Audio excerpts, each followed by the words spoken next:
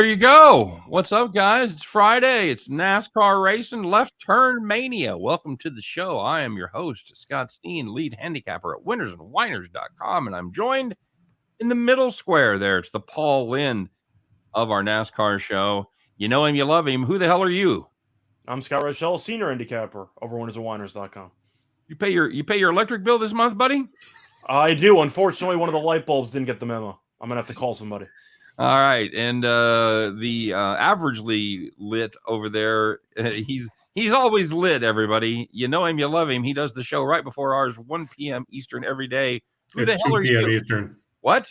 We're on at 2, not 1. Don't fucking correct your host. I can't help if the host is wrong. 2 p.m. Eastern, right before our 3 p.m. Eastern time. Well, it would help if I knew when our show was. So that's right. We're on at 3. You're on at 2. I'm talking about people that are lit. Look at the host. You know him, you love him. It's Chris King, everybody. Congratulations, man. How are you? Not too bad. Yourself? Living the dream. Living the dream. It's doubleheader Friday, as always. We do our regular show, and we go right into the NASCAR show. So it should be fun, guys. We're headed to Martinsville. Excited about that? I like it. I like Martinsville. I think it's an entertaining track. You know, it's about as big as a postage stamp, but you know. It'll give them a good warm-up for Bristol. Yeah, for these non-speedway courses, it's one of my favorites. And it's actually called the Martinsville Speedway. So that's ironic in itself. Joke's on you, buddy. Scott, can you tell me what the name of this, the sponsors, the actual name of the race is this week with the sponsor? It's the Blue-Emu 400? The Blue-Emu Maximum Pain Relief 400. Yeah, that's right.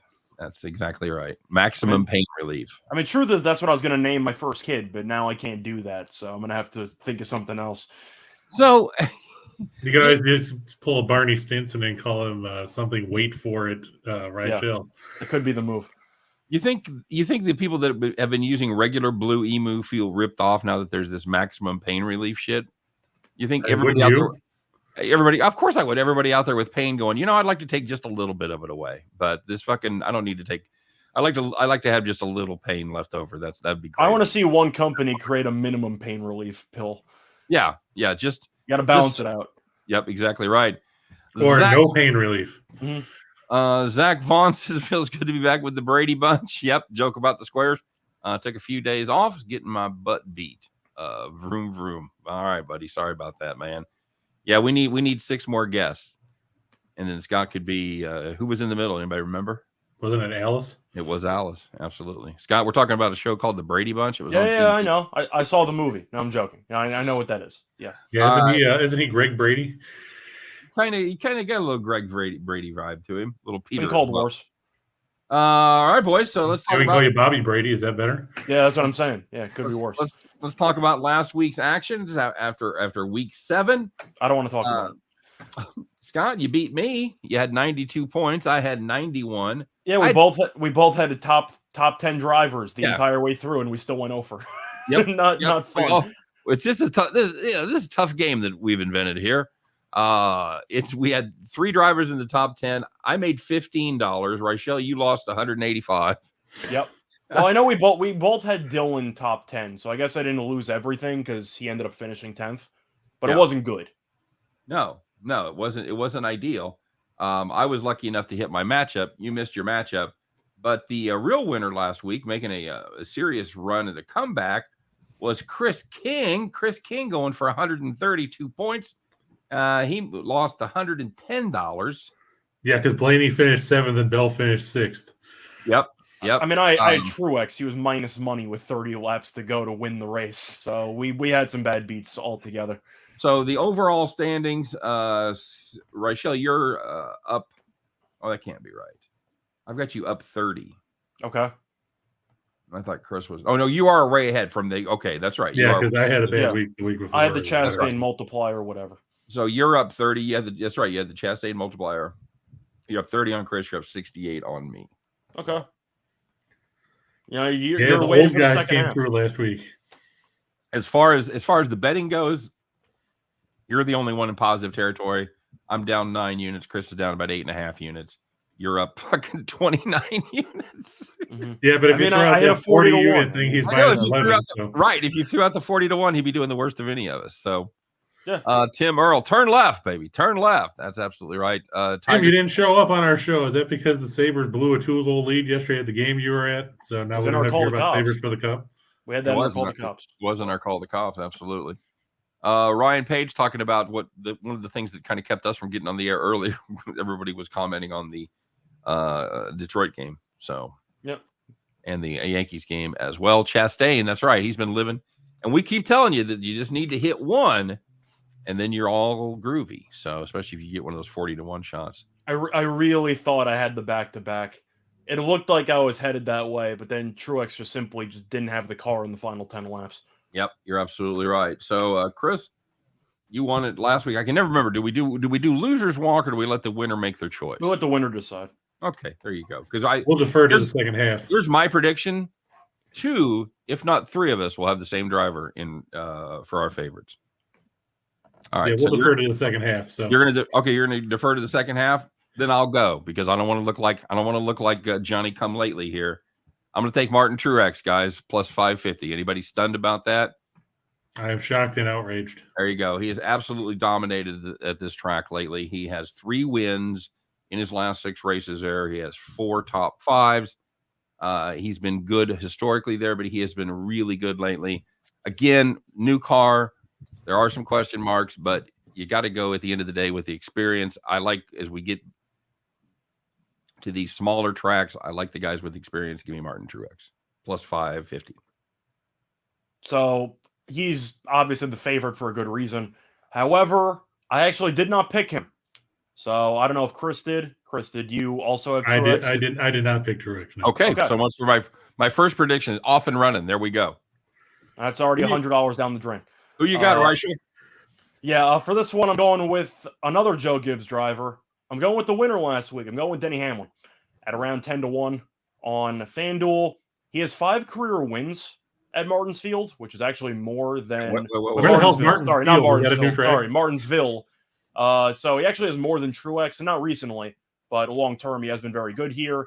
And the main issue we had with Hamlin and some of the older drivers was the fact that they seemed to have some issues adjusting to the new car. And Hamlin, I can't say had a great race for about 80% of it, but the final 20%, he looked really good, and he ended up finding a groove, and he ended up winning the race. So I'll go with Hamlin, who has 5 wins on this track and seems to have finally figured out the new car. 10 to 1 seems pretty generous for a guy with that much experience. I think he should be closer to 8 to 1 personally. Okay, very good. Chris, bring it on home. Well, I'm going to, unfortunately, go the same route I went last week because I still hate Kyle Busch, but he finished 9th last week. He's raced here 33 times. He's won twice. He's finished in the top 5 17 times. And 11 of his last 13 runs here he's finished in the top 10. He's won, like I said, he won here in 2016. He won here in 2017. He finished 2nd in the last race here last year. So I'm going to take him at plus 1,000. I just think, like Scott said, experience pays dividends. And for some reason, Busch races well here, as much as I hate to say it. All right. Willie takes Kyle Busch. I think the main takeaway is that if you want to go for props, try to bet a Joe Gibbs driver to win, because we have 3 different Joe Gibbs drivers winning the race. Yep. So we've all declared the Toyota problems over, and we've all declared the run of young drivers winning races over. All that shit comes to an end today. When actually it continues, because they won 15 in a row, drivers under 30 until last week. So we say that trend continues. They didn't even finish second because Perfect did. I was going to say, I don't care about the Martinsville Speedway title. I don't give a damn. It's not a true speedway in my eyes, so the Toyotas have a shot. But when you have to actually drive more than, 120 miles per hour, then Toyota's kind of screwed. Can I say that? Yeah. You can say that. All right, very good. So Truex, Hamlin, and Kyle Busch, get your Gibbs drivers on there. Ryan Page says the Phillies really pouring it on. So there you go. Good, because I picked the Phillies today. So Oakland's on their way to 162 losses, just how they drew it up. I told Tim I told you guys I was going to ask when the next time I saw Tim. If Tim, you're still out there, I want to know if you're related to Steve Earle. That's my question. I only asked. Why are you trying to get free tickets? Tim says he's in a family NASCAR league. No, well, yeah, I'm always looking for free tickets, man. Start 2, sit 1 between Harvick, Keselowski, and Buescher. Okay, on the surface, that seems like a trick question. Is Buescher better? I was going to say I would sit Buescher, but is he better than I think he is? He's going to plus 8,000. Okay, then I would. I know we make fun of Keselowski. I don't know if any of us are going to mention him later on. He has a good track record here. Buescher's raced here 13 times. He has 1 top 10 finish. That's it. Yeah, so I think Buescher is the weakest link. Goodbye. Yep. Agreed. Way to point out Steen again. On the plus side, Buescher's 1 top 10 did come last fall. He finished 9th. But other than that, he finished 38th, 13th, 13th, 12th, and 21st in the 5 races before that. So as bad as like Scott said, we make fun of Keselowski. He's got a better track record than that. Tim Earle says my dad's name is Steve Earle, but not that Steve Earle. God damn it, so close. It's another Steve Earle. Dude, if you just said Steve Earle is my dad, I'd have been very excited. But I'm still excited. Good for you. I'm sure Steve Earle's a great guy. And Lenny's going to be pissed because the White Sox went ahead 4-3 on a homer by Andrew, not Rick Vaughn. You can in the top of the ninth on the board. All right, Rachel, tell us who your top mid pick is. And by the way, you're new to the show. That's how we do our picks. We take a favorite. We usually try to group them about 10 drivers in each category. Well, the first 2 categories, and then lump everybody else into the long shots. So the favorites are guys we expect to win. The mid picks are guys that we'll be happy if they finish in the top 5, and the long shots are the top 10. So now we're going to do mids. Scott, you get to lead it off. So for this one, I'm going to go with the guy I actually took last week who finished top 10. It's going to be Alex Bowman at 15-1 on Caesars. He actually won at Martinsville last October. He's finished top 6 in 3 of the last 4 races here, and he has 4 top 10 finishes this season. So at 15-1, you're looking at Bowman, who has been one of the most underrated drivers this season, but he's had some success here, and he's been good overall this season. So I do think that's a pretty good price. Okay, very solid. Chris, who you got? Well, because all of a sudden my odds on DraftKings just went away. Well, who did you have? I was looking and still making a decision between a couple guys, so now I'm trying to figure out where the hell the odds went to. Tell me who the 2 guys are. I'll tell you the odds. Bob Smith and Joe Jones. No, I was still looking through it at the moment to see who I was going to go with. All right. Well, I'm going to go then, and hopefully your internet will come back up. Oh no, it's not. The whole freaking thing. I don't know where the hell it went.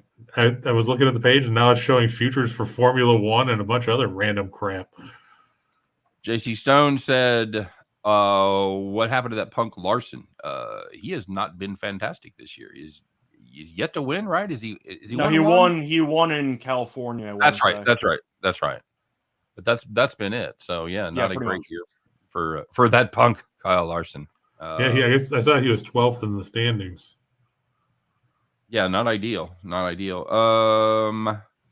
Chris, you find it yet? No, I'm going to go to Caesar Sportsbook now and see. Okay. All right. By the way, apparently DraftKings doesn't want to reload it. Hey, in the meantime, Steen, who do you have? Well, I was going to tell you about the great deal that they got going on over at Caesars. And basically, insurance on your first bet. If you're new to the Caesars sports betting family, make sure you get signed up and make that first bet. If you lose, Caesars makes it good up to $1,100. If you win it, congratulations, you just made $1,000. So, all right, can somebody give me the stupid link because NASCAR's name is showing up on Caesars when I click on it? Okay. I've got baseball, basketball, boxing, football, hockey, MMA, soccer, and tennis. I agree. I've had all the lines on DraftKings go away too, but because I do look at that as well. I'm looking at FanDuel. Because FanDuel got good NASCAR. I'm waiting for it to load, but truth is, good odds are relative now because you don't really have any other options, right? All right. Well, check out FanDuel. In the meantime, I'm going to tell you guys where I'm going to take Brad Keselowski. He's, again, another one of these veteran drivers. He's made 24 starts there. He's got 12 top 5s, 17 top 10s, and 2 victories. we're getting him at a pretty nice price of plus 2,500. And Bad Brad, if he can stay safe, I think he can win this race. He's plus 300 to make the top 5. Scott, what was Bowman on top 5? Bowman top 5. Sorry, let me just pull that up. What do we got? I'm going to guess. Yeah, FanDuel only has top 3. So that might be a TBD until DraftKings goes back up. I'll see if my DraftKings has it. All right, I'm going to put you in for 230, and we'll see how much that's.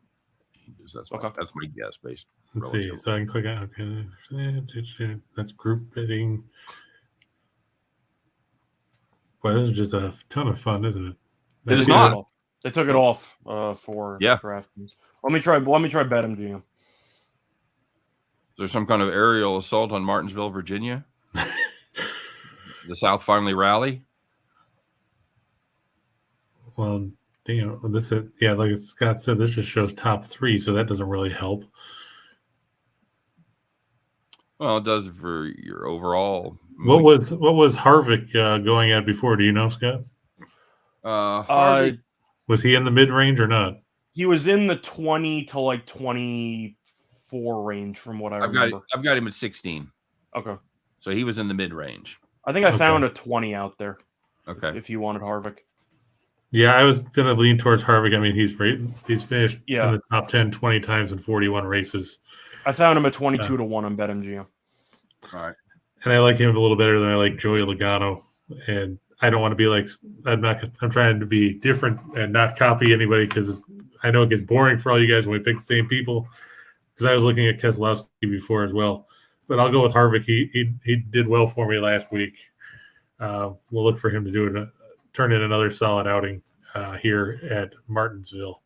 BetMGM, by the way, has Bowman at plus 195 to finish top 5. Oh, wow. Once again, I can't line shop, so I might be getting hosed, but that's all we got right now. Okay. Chris, I'm going to put you down for 260 until further notice. I see Harvick at plus 310 on BetMGM. Well, that's why and there's further notice right there. All right. Breaking news, there was further notice. We now take you back to your regularly scheduled program, already in progress. All right, very good. So now we're going to go to our long shots. I'm trepidatious because I know Chris is scrambling. So Chris, you still want to kick it off? No, go ahead. I'm still trying to get this crap to load up, because I'm looking at BetMGM and I don't even see NASCAR showing up on here. No, you have to do the search button on the top right. Oh, okay. But they have it. Of course. Why would they not just have it? They have all the props. It's just hidden. You just have to dig for it. But for the long shot, I'm going to go with Kyle Busch's brother. Even though he was awful last week, I'm going to take Kurt Busch, mainly because there's not many good long shots available. But you're going through his track record. He's been pretty good here. He has finished top 9. So that's how you know I'm really stretching it out. He's finished top 9 in 4 of his last 5 races here. And he has 2 top 5 finishes this season, which I feel like are a bit underrated, because I feel like people have not realized that he has 2 of those. Right. But he's 50 to 1 on Caesars. I'll take it. He has a good record here, and he's experienced. All right. Very good. I'm going to take another guy that's 50 to 1, and that's Eric Almirola. You know, he's yet to put it together for an entire race this year. Maybe he probably has a couple top 10s, but he's run well. He hasn't been fantastic at this track. He has a lot of experience. He's run 26 total races there. Just 3 top 10 finishes, though. But those all he had 2 of those, or 5 top 10 finishes, but 3 of them come in his last 6 races. He's a driver that maybe finally is figuring out Martinsville. We'll see how he does with the new equipment. But I'll take Almirola at plus 5,000. I use DraftKings as well. Somebody got a top 10 odds for him. Yes. You said Almirola? Mm-hmm. That is plus 110. And Busch, similar. Busch is, sorry, I should have told you that. He's plus 110 as well. There you go. Okay, Chris. I met Almirola at the Dover track. He was really nice. All right, cool. Now I'm really rooting for him. MGM loves to hype. Yeah, you didn't root for him last week. A high school nerd set up the platform. Nice. All right. Who have you landed on, Chris? I'm just double checking something here to see if it gives me any information that I actually want to read. I'll tell you what. You can name a driver, and I'll tell you what the odds are. Oh, I know that. He's trying to justify it. Yeah, I'm trying to justify whether it's even worth chasing half these guys because they suck. The truth is, if I could double down on middles, I would have, because the long shots are really atrocious this week. That's why I went with Kurt, but there's really not many options. Yeah, that's what I'm finding. Take Allmendinger at 125 to 1. Live a little. How about I've one that's gone the furthest off the map, and I took Harrison Burton at 300 to 1. Yeah, a couple weeks ago. So why don't you guys live a little? You loved that kid, but that'd make your season right there. Let me see. What's Recky Stenhouse going at this week? Recky, I got Recky Spinhouse. I see 200 to 1. Oh. If you like 200 to 1, that's what I see right here. Just let's see how bad is he at Richmond. Hey, look at that. He's finished twice in the top 10 in 18 races. Okay, that's 2. You know? Yeah, the last one was a long, long time ago in a galaxy far, far away. 2017. Sure, or he could wreck, you know. Yeah. So my offshore book that I use, they've taken their odds down as well. Wonder what's going on. I'm telling you, it's the Lee's. I think Lee's army is on the march, man. I think there's trouble with the track. Yeah, I'll take Ricky Stenhouse. What the hell? Yeah, fuck. I have no idea. Scott, you got anything with odds left over there? Well, I see 200 to 1 for him to win. Okay, that's a winner. And for top 10 on Ricky, let me see what I got. Plus 3 billion. That's what it should be. He is plus 550. All right. So he's plus 20,000 and plus 550, huh? Yep. I wonder why it says it. I wonder why they're short, or what's going on? They're taking all these things down. Are we doing qualifying today, guys? I think that absolutely could be what the deal is. I'd assume so, because I don't know what else it would be. Well, they've been doing it. Well, what threw me is they've been doing it on Saturday, right? Mm-hmm. Yeah. With their practice, but I don't think. What's idiotic is DraftKings talks about how the race is on Saturday, but their headline says we've got updates as qualifying sales and starting lineup for Sunday's race. So which friggin' day is it? Yeah, I know. My offshore puts it up there as Saturday all the time. It's weird. So, all right, guys. So we're going to recap here for the races for the race. As far as the favorites go, yours truly likes Truex at plus 550. He is the top favorite for this race, by the way, which scares me. That's usually not where the value is, but I really like what he's done at the track. Reichel has Hamlin at plus 1,000, 10 to 1, and Chris has the same price, 10 to 1 on Kyle Busch, the winning Willie Memorial pick right there. Okay, apparently the race is tomorrow. It really is. According to NBC Sports, it says the half-mile paperclip is set to host action Thursday night, leading into the Cup Series' first scheduled night race of the year on Saturday. Oh, there you go. Okay, fair enough. NASCAR running Martinsville backwards for right turns only, throwing off the odds. That's very funny right there. So, nothing says, man, do we follow racing like not knowing the date of the race. It happens, man. Qualifying doesn't even start till 5:15. Well, they probably had a practice or whatever. Truth is, it really doesn't even matter when the race is because we do the show before qualifying anyway, so it's not like it really matters, you know? No, it matters that we didn't know when the race was. No, it doesn't matter. That's the first time that they've had a night race all year. Okay. All right. So doesn't matter. As long as you get your bets in. All right, so more expert opinions coming right now for their mid-level picks. We're going to have to keep a note of this because or we're going to have to make sure on those days we get our odds done early. Because if you're counting on them during the show, if they have a night race on Saturday, ain't going to happen. So, all right, the White Sox blew the lead. It's 4-4. Liam Hendricks gave up the tying run in the bottom of the ninth. Excellent. You know, Kimbrel wouldn't have blown it. I was going to say Kimbrel would have had that one. And the Red Sox are ahead of the Yankees 5-4 in the 10th. All right, I have to sweat out an extra at bat now because I got Gallo no hit and he's batting in the 10th. Pain in the ass. Game-winning homer. Yeah. For our mid picks, I have Keselowski plus 2,500, plus 300 to finish top 5. Scott has Alex Bowman plus 1,500 plus 195 top 5. And Chris going with the old veteran Kevin Harvick plus 2,200 plus 310 top 5. Long shots. I've got Eric Almirola plus 5,000 plus 110 top 10. Scott, he's going with Kurt Busch and his experience plus 5,000 plus 110 top 10. And Chris, after some consternation, is going with Recky Stenhouse. He's due. Recky Spinhouse at plus 20,000. That's 200 to 1 for you and me, kids. So, yeah, even a $5 bill on that bet makes you happy. And top 10 finish at plus 550. And we forgot to do matchups. I've got Hamlin over Elliott, boys. You got any, Scott? You got a quick matchup for us? Yeah, I got Keselowski over Briscoe at minus 110 on Fox Bet. All right. Over Briscoe. Briscoe, I like him as a racer, but here in 2 races, he's been absolutely atrocious. What were the odds? Minus 110. All so right. I kind of had to take that because Keselowski should be a lot higher than minus 110. All right. Certainly I would agree. And Chris, what you got? I was going to go with Almirola over Cindric. It's minus 110 as well.